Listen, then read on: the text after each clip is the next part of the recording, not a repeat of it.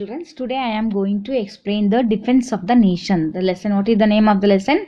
Defense of the nation. So in this lesson we learn about the units of defense system and their responsibilities, and the post and the head of different units of the military, the contribution of the military to the security of the nation, and secondary defense system apart from the military. So these are all the important things we learn in this lesson. So already the country was under the imperial rule of foreigners, and only after many protests, struggles, sacrifice, we got our independence in 15th August 1947. Hence it is our bounden duty to ensure that our nation does not ever come under the external aggressions. Our armed forces are to be prepared to such manner that they are able to safeguard the sovereignty of the nation all times. India has nearly 15,200 kilometers of land border and 7,516.50 kilometers sea border to the protect.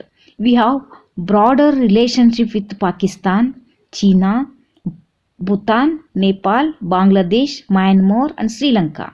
Though we desire to live in peace, our neighboring nations do not permit us to do so. Although India has made the sincere effort to solve all the problems in amicable manner through the peace talk, our efforts have not met with this success. It is for this reason the role of our defense force assumes great significance. What do you understand? ಇನ್ನು ನಿಮಗೆ ಗೊತ್ತು, ಭಾರತ ಇನ್ 1947ಗೆ ನಮಗೆ ಸ್ವಾತಂತ್ರ್ಯ ಸಿಕ್ತು. ಅದಕ್ಕಿಂತ ಮೊದಲು ನಾವು ಆ ಸ್ವಾತಂತ್ರ್ಯವನ್ನು ಪಡೀಲಿಕ್ಕೆ ಇಂಪೀರಿಯಲ್ ರೂಲ್ಸ್ ಅಂದರೆ ಬ್ರಿಟಿಷರಿಂದ ಪಡೀಲಿಕ್ಕೆ ಬಹಳಷ್ಟು ಪ್ರೊಟೆಸ್ಟ್ಗಳನ್ನು, ಸ್ಟ್ರಗಲನ್ನು, ಸ್ಯಾಕ್ರಿಫೈಸನ್ನು ಮಾಡಿ ನಾವು ಸ್ವಾತಂತ್ರ್ಯವನ್ನು ಪಡ್ಕೊಂಡಿದ್ದೇವೆ. ಸೊ ನಮ್ಮ ಡ್ಯೂಟಿ ಏನು? ಸೊ ಅಂತಹ ಒಂದು ಸ್ವಾತಂತ್ರ್ಯವನ್ನು ಪಡ್ಕೊಂಡಿರ್ತಕ್ಕಂಥ ನಮ್ಮ ದೇಶವನ್ನು ರಕ್ಷಣೆ ಮಾಡುವುದು. ದಟ್ ಈಸ್ ಯಾರಿಂದ? ಫಾರ್ ಎಕ್ಸ್ಟರ್ನಲ್ ಅಗ್ರೆಷನ್, ಹೊರ ರಾಷ್ಟ್ರಗಳಿಂದ. ಸೊ ಅದಕ್ಕೋಸ್ಕರ ನಾವು ಏನು ಮಾಡಬೇಕು? ರಕ್ಷಣೆ ಮಾಡುವುದಕ್ಕೆ ನಮ್ಮದೇ ಆದಂಥ ಒಂದು ಆರ್ಮ್ ಫೋರ್ಸನ್ನು ಪ್ರಿಪೇರ್ ಮಾಡಲೇಬೇಕಲ್ವಾ? ಸೊ ನಮ್ಮ ಸಾವರ್ನಿಟಿ, ನಮ್ಮ ದೇಶದ ಸಾರ್ವಭೌಮತ್ವವನ್ನು ರಕ್ಷಣೆ ಮಾಡಲಿಕ್ಕೆ, sovereignty of the nation, safeguard the sovereignty of the nation, in such manner we gave the more importance for protection, defence. So India, ನಿಮ್ಗೆ ಗೊತ್ತು, ಇಂಡಿಯಾ 15,200 ಕಿಲೋಮೀಟರ್ ಲ್ಯಾಂಡ್ ಬಾರ್ಡರನ್ನು ಹೊಂದಿದೆ. ನಂತರ 7,516.50 ಕಿಲೋಮೀಟರ್ ಸಿ ಬಾರ್ಡರ್ ಇದೆ.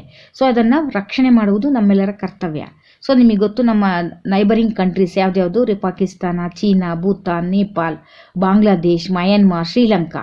ಸೊ ಇವೆಲ್ಲ ಇವರ ಜೊತೆಗೆ ನಾವು ಯಾವ ರೀತಿ ರಿಲೇಷನ್ಶಿಪ್ಪಲ್ಲಿ ಇದ್ದೀವಿ ಅಂದರೆ, in a peaceful manner V leave ನಾವು ಶಾಂತಿಯ ಒಂದು ಸಂಕೇತ ಭಾರತ.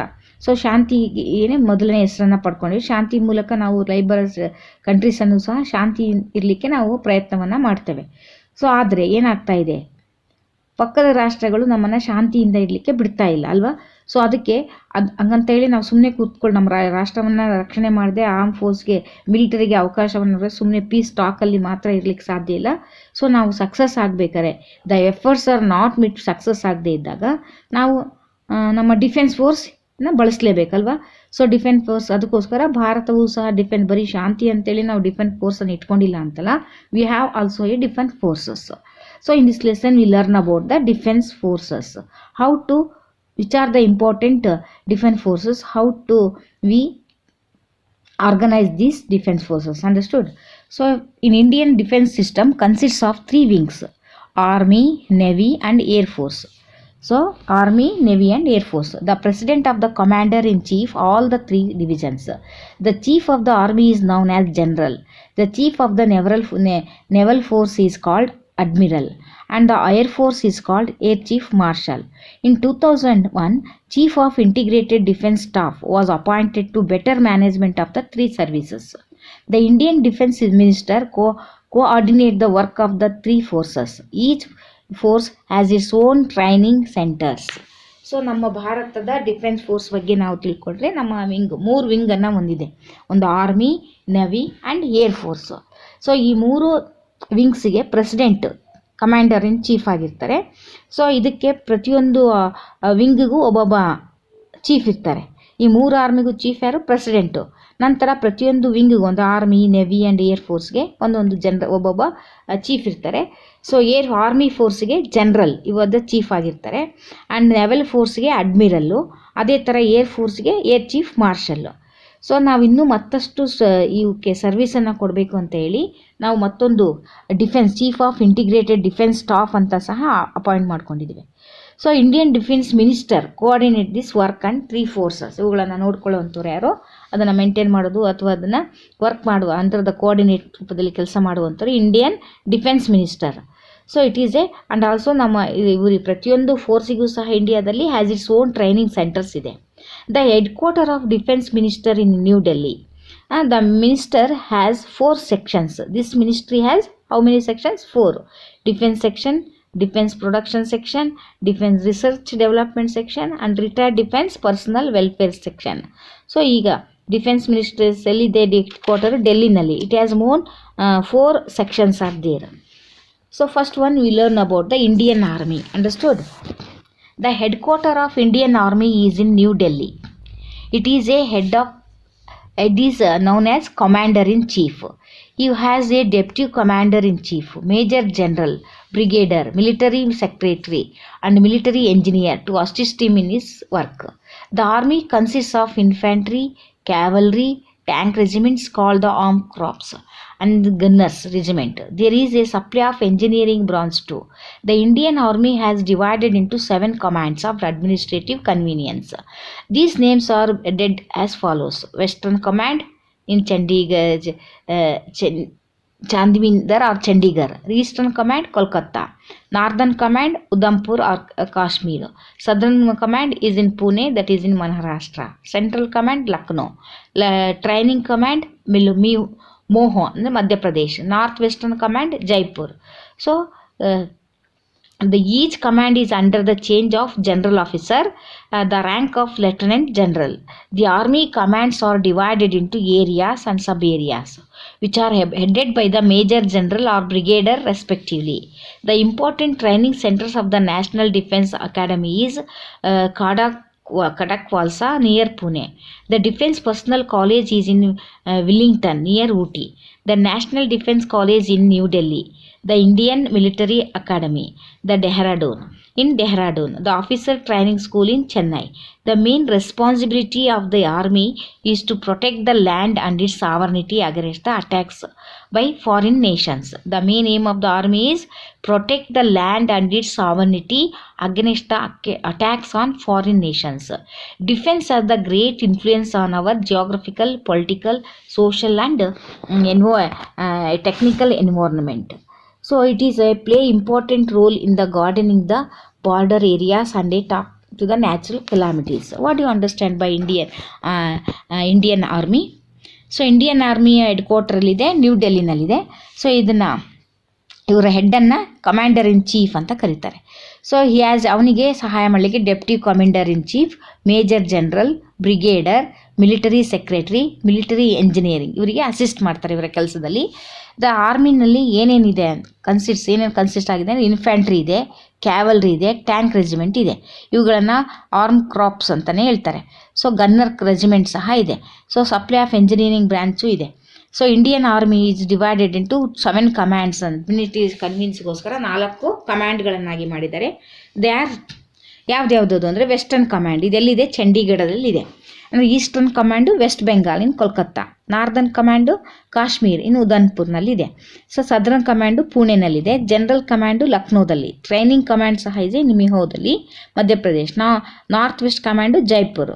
ಸೊ ಈ ಪ್ರತಿಯೊಂದು ಕಮಾಂಡಲ್ಲೂ ಸಹ ಜನರಲ್ ಆಫೀಸರ್ ಇರ್ತಾರೆ ಆ್ಯಂಡ್ ಅವರಿಗೆ ಲೆಫ್ಟಿನೆಂಟ್ ಜನರಲ್ ಅಂತಲೇ ಕರೀತಾರೆ. ಸೊ ಪ್ರತಿಯೊಂದು ಆರ್ಮಿ ಕಮಾಂಡನ್ನು ಅನೇಕ ಏರಿಯಾಗಳು ಸಬ್ ಏರಿಯಾಗಳನ್ನಾಗಿ ಮಾಡಿ ಅಲ್ಲಿ ಮೇಜರ್ ಜನರಲ್ಲು ಬ್ರಿಗೇಡರನ್ನು ನೇಮಕ ಮಾಡಲಾಗುತ್ತೆ. ದ ಇಂಪಾರ್ಟೆಂಟ್ ಟ್ರೈನಿಂಗ್ ಸೆಂಟರ್ ಇವರಿಗೆ ಟ್ರೈನಿಂಗನ್ನು ಕೊಡಲಿಕ್ಕೆ ನ್ಯಾಷನಲ್ ಡಿಫೆನ್ಸ್ ಅಕಾಡೆಮಿ ಸಹ ಇದೆ ಇಲ್ಲಿ ಕಡಕ್ವಾಸ್ಲಾ ನಿಯರ್ ಪುಣೆ ಹತ್ರ.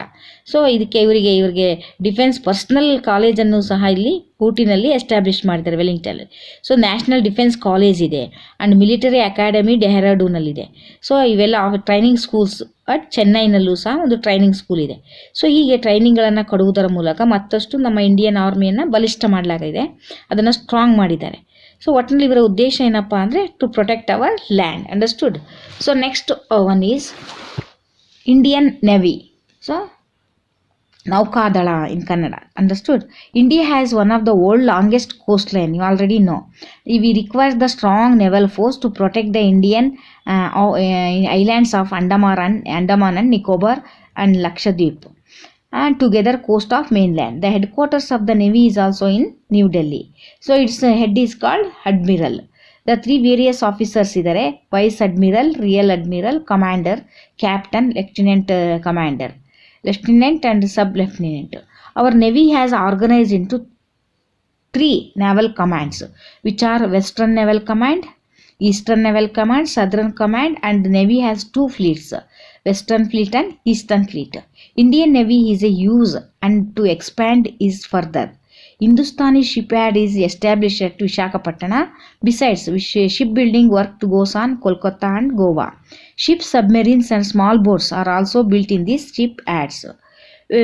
Various frigates, that is a warships like INS Nilagiri, Himagiri, Devagiri, Taragiri, Vidyagiri and Chakradhari. So these are the important warships. ಇವುಗಳನ್ನ ಯುದ್ಧ ಹಡಗುಗಳು ಅಂತಾನೆ ಹೇಳ್ತೇವೆ. ಸೊ ಇತ್ತೀಚೆಗೆ ಇನ್ನು ಹೊಸದೊಂದು ಸಹ ಅಡಿಷನ್ ಆಯಿತು. INS Godavari survey the ships and coast guard force of has been constructed. Recently, INS Vibhuti warship required with the rockets with constructed. Due to all these developments, India is considered the sixth nation in the process of ultra modern warship ಅನ್ನು ಹೊಂದಿರತಕ್ಕಂತಹ ರಾಷ್ಟ್ರ. India navy has training centre ಸಹ ಇದೆ ಕೇರಳದಲ್ಲಿ and ಉಡುವರ್ತಿನಲ್ಲಿ and also in ಮಹಾರಾಷ್ಟ್ರದಲ್ಲಿ Shivaji at ಲೋನಾವಾಲಾದಲ್ಲಿ ಇದೆ. ಸೊ ಇದು ಇಂಡಿಯನ್ ನೆವಿ ಆಯಿತು. Next Indian air force. It is one of the another wing of the Indian force. So Indian air force is in modern unit well equipped with technological advanced aircraft ಅಂತ ಹೇಳ್ಬೋದು. It has a good defence equipment, well developed communication network, latest spying technology, capabilities to confront the enemy and defend the nation. It also has a sufficient number of warplanes, helicopters, assault aircrafts. So these are all the important progress in our Indian Air Force. This shows the Indian progress in Indian Air Force. The Indian Air Force works effectively and courageously both during and wartime and peacetime. It has succeeded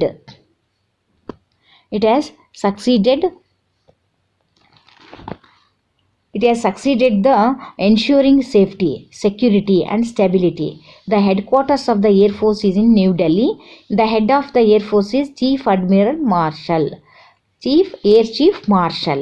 It is organized into the 5 operation commands and 2 functional commands, which are the 2 operational commands: Western Command in New Delhi, Eastern Command in Shillong in Meghalaya, Central Command Allahabad in Uttar Pradesh, Northwestern Command Gandhinagara, Southern Command Thiruvananthapuram. So next, functional commands. Which are the functional commands? Training Command Bangalore ಇದೆ, Maintenance Command Nagpur. So the 2 important center impacting the training of the Air Force are Bengaluru and Hyderabad. Those who have been selected to the Air Force are given training in flying in the special training centers in Dundighat. Similarly, administrative and technical training centers are at Bengaluru and Coimbatore. Today, the Air Force has more than 1,000 airplanes and helicopters. The main types of aircrafts are Canberra, Hunter, Ajit, MiG-21, MiG-23, MiG-25, MiG-27, MiG-29 and Mirage 2000, etc. These are all the important the airplanes and helicopters. So our Air Force has air equipment of the army. How to those desire to work in the armed force should be service oriented, patriotic, ready to sacrifice their lives in the sake of the country, and also familiar with the multicultural fabrics of the nation. Any citizen of the country, irrespective of his religion, caste, class or community can join the military. However, there are certain conditions with regard to physical requirements, mental health, general education and technical knowledge that have be made. ನೀವು ಆರ್ಮಿನಲ್ಲಿ ಕೆಲಸಕ್ಕೆ ಸೇರಿಕೊಳ್ಬೇಕು ಅಂತಂದರೆ service oriented ಗುಣ ಇರಬೇಕು, ಪ್ಯಾಟ್ರಿಯೋಟಿಕ್ ಗುಣ ಇರಬೇಕು, and sacrifice, ತನ್ನ ದೇಶಕ್ಕೆ ಸ್ಯಾಕ್ರಿಫೈಸ್ ಮಾಡುವಂಥ, sacrifice self oriented, patriotic, and also the multicultural fabric nation ಇದೆ. ಈಸಿಯಾಗಿ ನಾವು ಯಾವುದೇ ಇಲ್ಲಿ ನಾವು ಕೆಲಸವನ್ನು ಮಾಡ್ಬೋದು, ಕೆಲಸವನ್ನು ಪಡ್ಕೊಳ್ಬೋದು ಎಲ್ಲಿ ಆರ್ಮಿನಲ್ಲಿ. ಸೊ ಇಲ್ಲಿ ಯಾವುದೇ ಎಲ್ಲ ಪ್ರತಿಯೊಬ್ಬ ಸಿಟಿಜನ್ ಆಫ್ ದ ಕಂಟ್ರಿ, ಇಲ್ಲಿ ಅವನ ರಿಲಿಜನ್ನು, ಕ್ಲಾಸ್ ಟು ಏನನ್ನೂ ಸಹ ನೋಡಲ್ಲ, ಪ್ರತಿಯೊಬ್ಬರೂ ಸಹ ಈ ಆರ್ಮಿಯಲ್ಲಿ ಸೇರಿಸ್ಕೊಳ್ಬೋದು.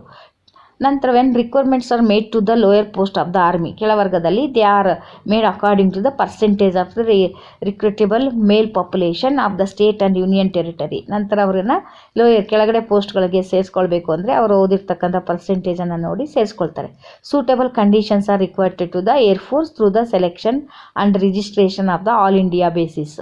This is done by the central airman selection board ಅಂತ ಇರುತ್ತೆ, ಅಲ್ಲಿ ಅವರು ಸೆಲೆಕ್ಟ್ ಮಾಡ್ತಾರೆ, ರಿಜಿಸ್ಟ್ರೇಷನ್ ಮಾಡ್ಕೊಳ್ಬೇಕು.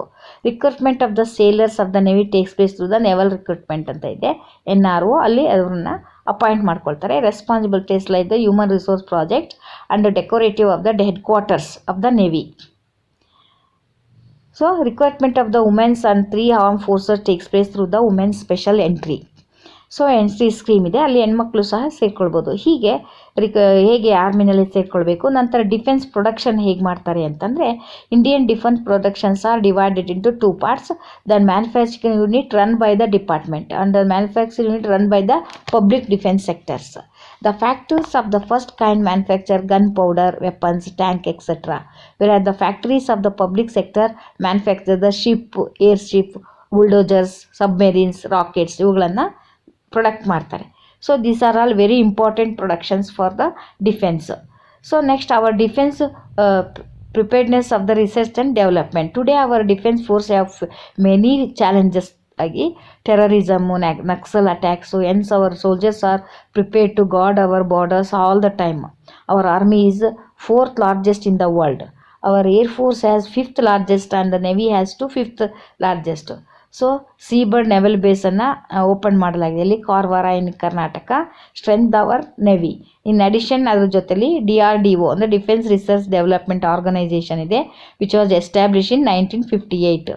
ಈ develop the advance earth to earth rockets like a Prithvi, Trishul, Akash, Nag, Agni 1, 2, 3, 4, 5 and Agni 5 is sent with the rocket which could cover the 5,000 kilometers. But submarines and anti-submarines, India has joined the ranks of elite countries like America, Russia and Britain, France and others. So ಹೀಗೆ ಈ ಡಿಫೆನ್ಸಲ್ಲಿ prepared research ಮತ್ತು ಅನೇಕ ಡೆವಲಪ್ಮೆಂಟ್ಸ್ಗಳು ಸಹ ನಡೆಯಲಾಗುತ್ತೆ. ಅನೇಕ ರಿಸರ್ಚ್ಗಳನ್ನು ಮಾಡುವುದರ ಮೂಲಕ ಅನೇಕ ರಾಕೆಟ್ಗಳನ್ನು ಸಹ ನಾವು ಉಡಾವಣೆ ಮಾಡಿದ್ದೇವೆ, ಲಾಂಚ್ ಮಾಡಿರ್ತಕ್ಕಂಥದ್ದು. So these are all the things we learn in this lesson. Understood, children? So I think all of you understand about this. I will continue in next class this lesson. Till now, take care. Goodbye.